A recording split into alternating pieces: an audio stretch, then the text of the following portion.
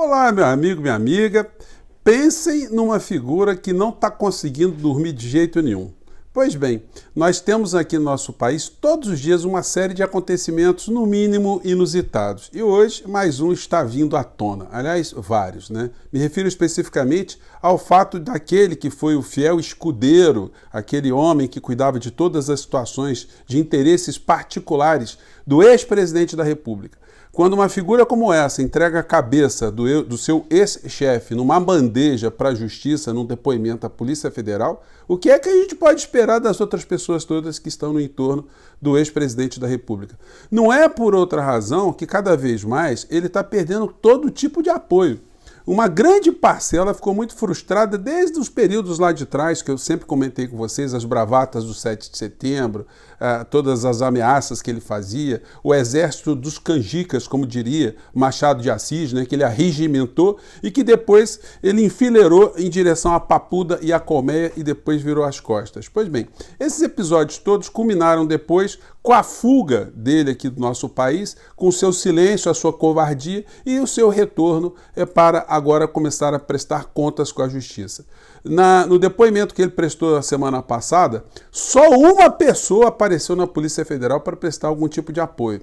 Aqueles pastores que ficavam com o Bolsonaro e com a dona Michele o tempo todo desapareceram, não tocam mais o nome dele, não publicam mais vídeos para tentar defender aquilo que é absolutamente indefensável.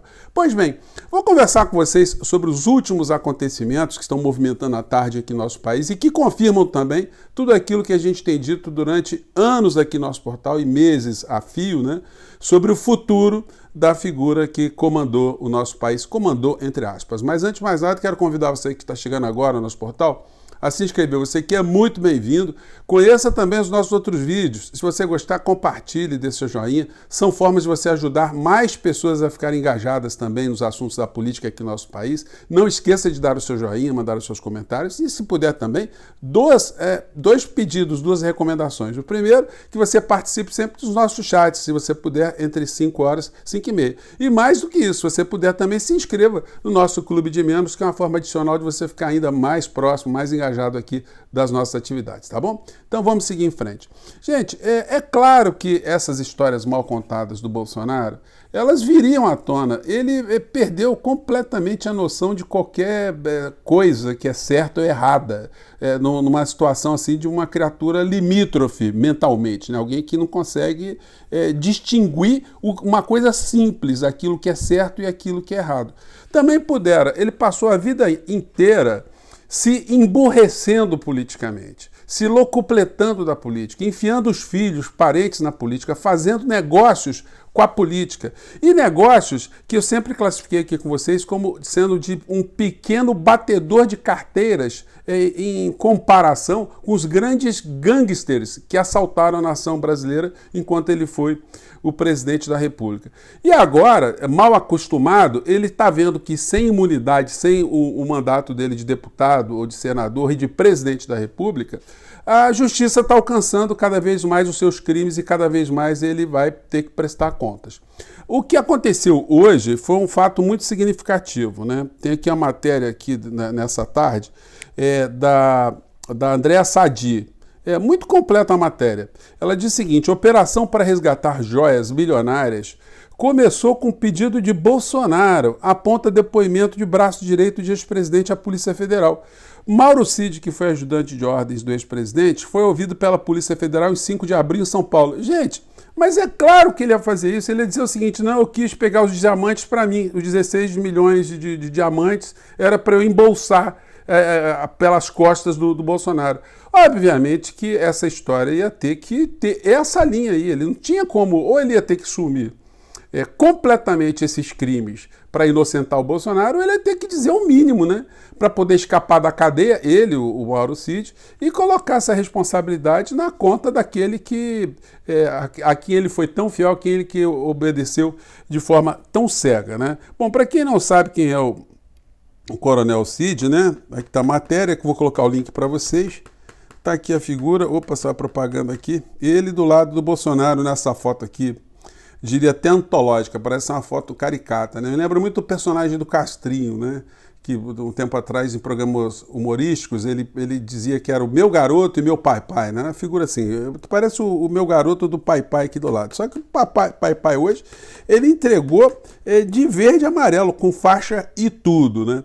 Então, o Bolsonaro, gente, ele está sendo confrontado com a sua própria língua, né? E acreditou durante um bom tempo que a comunicação dele direta através da internet resolvia todos os problemas. Bom, resolvia na crendice das pessoas, mas não resolve juridicamente.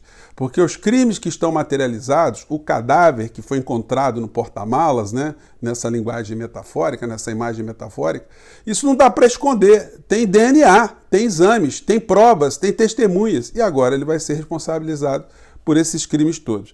Ele tentou, dentro dessa metodologia dele, ludibriar as pessoas, jornalistas, dizendo que, olha, não sabia que joias eram essas, que, enfim, ficou sabendo depois. E o próprio seu ajudante de ordens, o seu fiel escudeiro, disse que isso é mentira, que ele sabia e mais do que isso, que ele articulou para embolsar esses diamantes, né? Enfim, vamos ver aqui, porque é bom a gente deixar isso registrado, porque essa gente é muito cínica, né? Vamos acompanhar aqui o que ele disse anteriormente. Vamos lá. Deixa eu ampliar aqui, porque tem muita propagandinha aqui no cantinho. Vamos lá.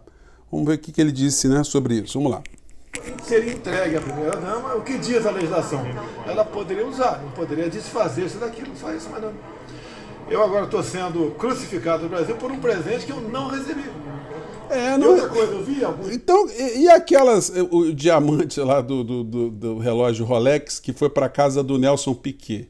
E outro estojo de diamantes, de joias também caríssimas, né, que estava de posse dele, que os advogados entregaram na Caixa Econômica Federal, depois de uma requisição, depois de uma imposição do Tribunal de Contas da União. Isso tudo é fruto da ilusão aqui no nosso país? Vamos pegar mais um trechinho aqui. Os jornais, de forma maldosa, dizendo que eu tentei trazer joias ilegais para o Brasil. Não existe isso. Não existe isso. A alfândega foi notificada, então? Eu tenho um documento para te dar aqui agora.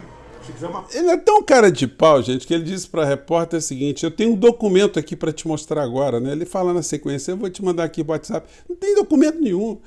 Tudo que foi feito em relação a essas joias foi depois que elas foram descobertas, depois de que o crime estava materializado, depois que o Bento Albuquerque, o Bento 16 milhões, passou com as joias escondidas, depois que elas foram flagradas, elas foram documentadas. Isso puxou o fio de outras histórias de joias também que estavam malocadas, estavam escondidas de posse do ex-presidente da República, né?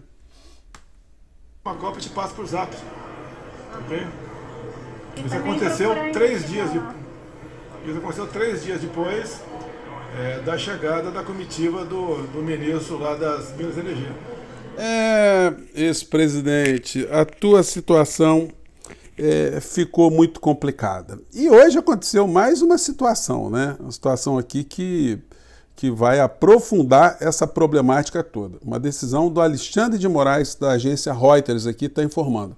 Moraes dá 10 dias para Bolsonaro prestar depoimentos à Polícia Federal sobre o 8 de janeiro.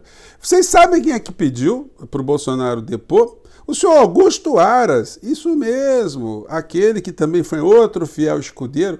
O que será que o senhor Augusto Aras está tramando nesse momento, já que o Bolsonaro caiu em desgraça? Todas as coisas estão revelando que o futuro dele será a cadeia. Por que ele está fazendo esse tipo de situação? Nós já comentamos aqui anteriormente que no Tribunal Superior Eleitoral, onde existe também um procurador federal eleitoral, que sempre é ocupado, né, esse cargo, pelo mesmo Procurador-Geral da República. O Augusto Aras, se ele quisesse, ele ficaria como Procurador-Geral da República e Procurador-Geral Eleitoral. Aliás, ele chegou a ocupar, em determinado momento, essas duas funções. Mas aí ele delegou para uma pessoa muito próxima dele, né, pelo menos naquele instante, essa atribuição para um outro Procurador-Geral da República, que virou Procurador-Geral Eleitoral, o senhor Renato Gonet.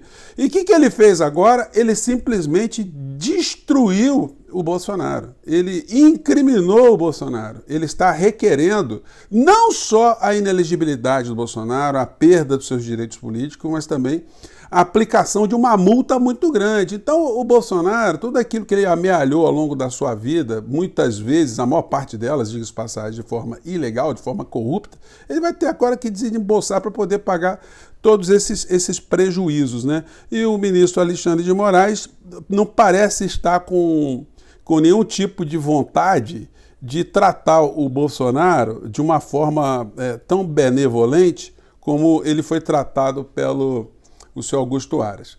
A fila está andando também em relação a outros personagens. Comentei com vocês mais cedo essa história aqui, que a justiça torna Crivella inelegível por 8 anos e determina a perda de mandato. Ou seja, menos um deputado de extrema-direita dentro do parlamento, menos um fanfarrão que faz da política, misturando com a religião, um espaço para fazer negócios, um sobrinho do senhor Edir Macedo, que andou esses últimos meses aí com tornozeleiras eletrônicas ou com uma tornozeleira eletrônica na canela, agora vai perder o mandato de deputado federal e vai continuar a prestar contas com a justiça. Como eu estou mostrando para vocês, a fila está andando em várias frentes.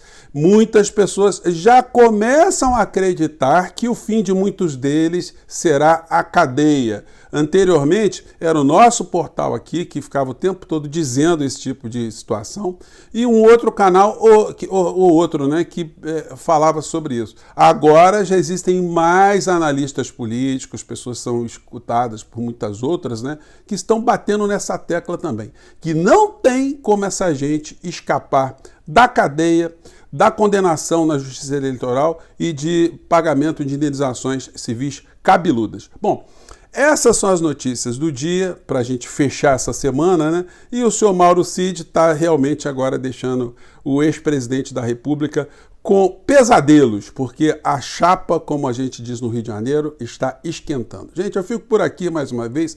Um grande abraço e até o nosso próximo encontro. Eu tenho certeza que você estará aqui dormindo muito melhor do que outras pessoas que eu disse aqui no nosso portal, né? Até o nosso próximo encontro. Tchau!